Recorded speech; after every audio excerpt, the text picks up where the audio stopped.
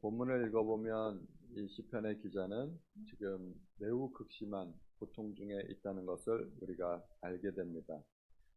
가장 비탄하고 가장 절망스러운 상황 가운데 기자는 하나님을 찾고 있습니다. 1절에 여호와여 하고 하나님을 부름으로 시작해서 여러 가지 이 가운데 나오는 하나님께서 하셔야 할 일들에 대해서 아뢰고 있습니다. 내 기도를 들으시고 나의 부르짖음을 주께 상달하게 하소서. 그리고 나의 괴로운 날에 주의 얼굴을 내게서 숨기지 마소서. 주의 귀를 내게 기울이사 내가 부르짖는 날에 속히 내게 응답하소서.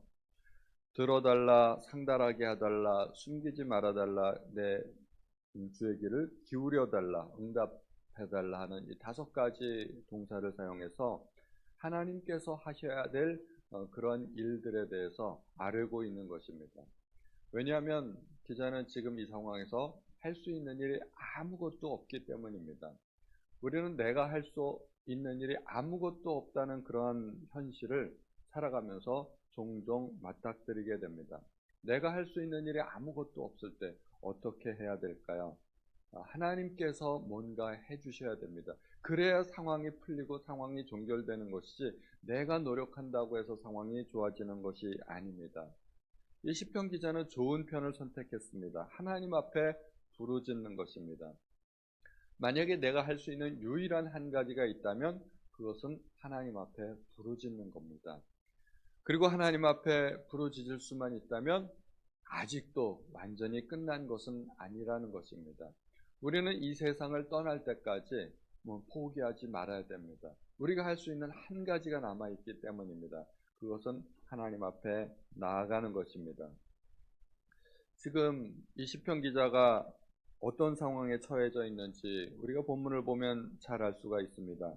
내 날이 연기같이 소멸한다. 허송세월하고 있다는 이야기입니다. 그냥 세월이 하염없이 지나가는데 어떻게 그 시간을 유익하게 보낼 수도 없고 막을 수도 없고 하나님께서 어떻게 해주시기만을 간절히 바라고 있는 것입니다. 극심한 탄식으로 말미암아 뼈가 숯같이 타고 있다고 합니다. 식욕을 완전히 상실했습니다. 밥을 먹어도 그 밥이 모래알 씹는 것과 같은 그런 느낌이 들 때가 있습니다. 온몸이 말라서 살이 뼈에 붙었다고 이야기합니다. 또 광야의 올빼미같이 황폐한 곳에 부엉이같이 외롭고 고독하고 밤에 잠을 못 이루고 불면증으로 시달리고 있습니다. 그 고통의 원인은 사람들로부터 또 하나님으로부터 오는 고통이기도 합니다. 원수들이 온통 그를 비방하고 있다고 합니다. 사람들로부터 이렇게 멀어지는 느낌을 가질 때가 있죠. 내 주변의 모든 사람이 나에 대해서 오해하고 나를 비방하고 조롱하고 그런 때가 있습니다. 그렇게 느껴질 때가 있습니다. 실제로 주변 사람들이 나에게 그렇게 대하지 않는다 할지라도 내 느낌으로 그런 느낌을 가질 때가 있습니다. 제가 그의 음식이 되었고 눈물이 그의 음료가 되었다고 이야기합니다. 그런데 이 고통이 가지는 어떤 긍정적인 효과도 있습니다. 이 고통 때문에 기자는 하나님 앞으로 나아가고 있는 것입니다. 기자는 평소에 하나님을 얼마나 찾았는지 알 수 없지만 그 극심한 고통이 이 기자로 하여금 등 떠밀어서 하나님 앞에 나아가라고 밀어내고 있는 것입니다. 자기가 하나님 앞에 나아가고 싶어서 나아가겠습니까? 고통 때문에 어쩔 수 없이 등 떠밀려서 나가는 그러한 모습일 것입니다. 그런데 게다가 놀라운 것은 10절에 보면 주의 분노와 진노로 말미암음이라 이야기하고 있습니다. 어떤 이유인지 잘 알 수 없지만 주께서 이 시편 기자를 들어서 던졌다고 이야기합니다. 모든 고통과 시련이 주님의 손에 있음을 기자는 고백하고 있습니다. 그래서 고통을 주신 분이 여호와시라면 고통을 멈출 수 있는 분도 여호와라고 생각하고 있는 것입니다. 이 기자는 하나님을 원망하지 않았습니다. 그리고 또 하나님으로부터 도망가려고도 하지 않았습니다. 오히려 반대로 하나님 앞에 더 매달리고 더 간절히 탄원하고 있습니다. 극한 고통 속에서 사람이 할 수 있는 것은 아무것도 없기 때문입니다. 그렇다고 포기하고 절망할 수도 없습니다. 우리가 한 가지 일을 할 수 있기 때문입니다. 그것은 하나님 앞에 나아가는 것이고 기도하는 것입니다. 그래서 기자는 올바른 선택을 한 것입니다. 누구나 인생의 깊은 수렁을 건널 때가 있지 않습니까? 늘 형통하다는 사람은 그런 사람을 저는 한 번도 만나본 적이 없습니다. 내 인생은 항상 평안했고 항상 형통했습니다. 지금까지 한 번도 그런 사람을 본 적이 없습니다. 모든 사람으로부터 버림받고 아무도 알아줄 수 없는 그런 고통을 혼자서 감내해야만 할 그럴 때가 있습니다. 아무리 친한 친구도 심지어 가족도 그 고통을 알아주지 못합니다. 누구도 의지할 수가 없습니다. 이때 기자는 하나님께 부르짖습니다. 주의 귀를 내게 기울이사 내가 부르짖는 날에 속히 내게 응답하소서.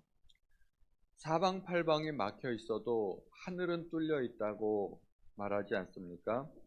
그러므로 우리는 아무리 어려운 상황에도 하늘을 바라봐야 됩니다. 하늘에서 도움이 올 수 있기 때문입니다. 도우심은 오직 하늘로부터 오는 것입니다. 사람이 극한 어떤 고통의 상황에 처해지면 그것이 어떤 고통이든지 간에 공황장애라는 것이 발생할 수 있습니다.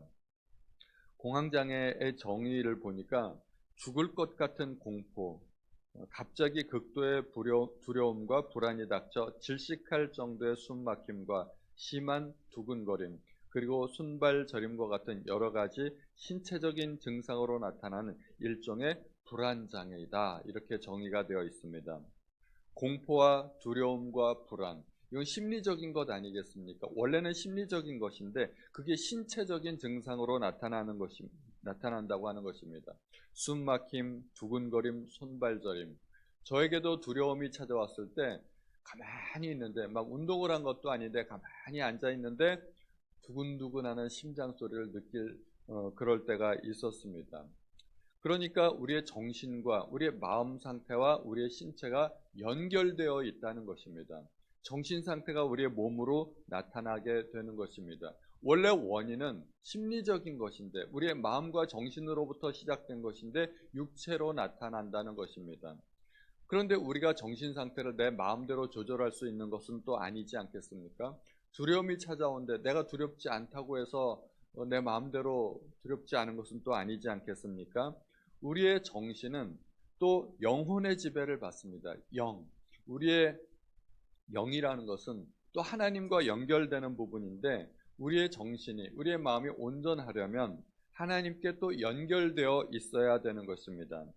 기자는 공황 상태 속에서 어떻게든 하나님께 끈을 대려고 노력하는 것입니다.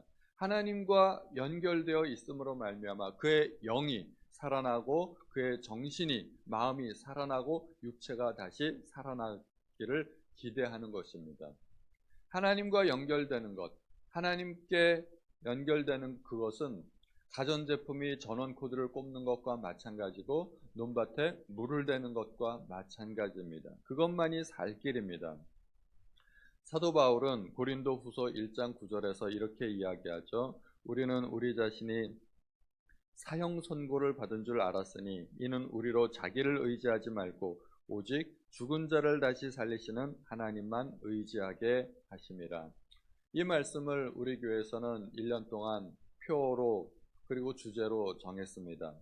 제가 작년에 저 자신에게도 고통이 있었지만 우리 성도님들의 상황을 가만히 보니까 여러 가지 고난들이 너무 많은 거예요. 육체적인 고난도 있고 경제적인 고난도 있고 또 가정적인 불화도 있고 너무 고통이 많은 거예요. 그 고통 속에서 우리가 어떻게 해야 될까? 하나님께서 저에게 주신 말씀이 바로 이 말씀이었습니다. 사도 바울도 극한 고통을 겪었습니다. 태장으로 맞고 돌로 맞고 채찍으로 맞고 그 몸이 성할 데가 없었을 것입니다. 오죽하면 의사인 누가와 함께 동행하면서 동역자로 의사를 붙여줄 정도로 그의 몸이 성할 데가 없었다는 것입니다. 여러 가지 고난 속에서 심지어는 이제는 죽었구나, 이제는 끝났구나, 내가 이제는 이제 하나님 나라에 갈 준비를 해야 되겠구나 하는 그런 생각이 들 때가 있었다는 것입니다. 마음으로 사형 선고를 받았다는 것입니다. 그런데 그런 극한 고통 속에서 하나님께서 주시는 메시지가 무엇이었을까요? 자기를 의지하지 말고 오직 죽은 자를 다시 살리시는 하나님만 의지하라는 것입니다. 사도 바울이 워낙 강한 사람이었기 때문에 그런 고통 속에서도 굽히지 않고 좌절하지 않고 계속해서 전도 여행을 할 수 있었죠. 그러나 너무 강해서 하나님을 의지하지 않는 태도를 보였던 것이 아마 사도 바울의 문제였지 않았을까 생각이 됩니다. 그래서 하나님은 그에게 그런 극한 고통을 당할 수 있도록 허락해 주셨다는 것입니다. 하나님만 의지하게. 그래서 우리는 고통 속에 있을 때, 고난 속에 있을 때 나에게 이 고난을 허락하신 하나님의 뜻은 무엇인가 생각해 봐야 된다는 것입니다. 우리가 고통 속에 있을 때 성경에 나오는 그런 인물들을 기억해 보는 것이 굉장히 큰 도움이 됩니다. 대표적으로 욥입니다. 세상에 어떤 사람이 욥과 같은 고난을 받을 수 있겠습니까? 저는 욥과 같은 그런 고난을 당했다는 사람을 또 본 적이 없습니다. 또 다윗의 고난을 묵상해 보는 것도 큰 도움이 됩니다. 다윗이 오죽하면 나와 사망 사이는 한 걸음뿐이라고 이야기했습니다. 사울로부터 쫓겨 도망 다닐 때 한순간도 마음 놓고 있을 때가 없었다는 것이죠. 계속해서 사울의 근황을 살피고 사울이 지금은 뭘 하고 있는가, 사울이 지금 군대를 소집하고 있는가, 나를 쫓아오고 있는가, 쫓아오고 있다는 소식이 들리면 그가 어디에 있든지 자리를 떠나 또 도망하고, 하나님께서 성경을 우리에게 주신 이유가 바로 그것이라고 생각합니다. 성경을 통해서 고난당하는 사람을 한번 묵상해 보라는 것이죠. 세상에 고통 없는 사람이 있겠습니까? 남들도 다 고통이 있고 서로 몰라서 그렇지 고통 없는 사람이 아무도 없습니다. 그리고 지금 이 시편의 기자도 극한 고통 속에 있는 것입니다. 그러한 고통 속에서 여러 가지 반응을 보일 수 있습니다. 사람들은 여러 가지 반응을 보일 수 있는데 그 여러 가지 반응 중에서 무엇을 선택할 수 있을 것인가? 그건 또 우리의 자유라는 것입니다. 자포자기하고 낭망할 수도 있고 하나님 앞에 더 나아갈 수도 있는 것입니다. 우리에게 신앙이 있다면, 그리고 예수 그리스도의 십자가가 내 속에 있다면 우리는 십자가 없는 사람들과는 다른 선택을 할 수 있지 않겠습니까? 우리는 어떠한 고난이 내 속에 임한다 할지라도 하나님 앞에 나아갈 수 있습니다. 우리는 좋은 선택을 할 수 있습니다. 하나님께서 나에게 믿음을 주시고 나에게 이 모든 환경을 개선시켜 달라고 요구할 수가 있는 것입니다. 오늘도 하나님 앞에 나의 고통을 아뢰고 하나님께서 나의 모든 고난 가운데 나를 건져달라고 기도하시는 우리 모든 성도님들 되시기를 예수님의 이름으로 축원드립니다. 함께 기도하시겠습니다.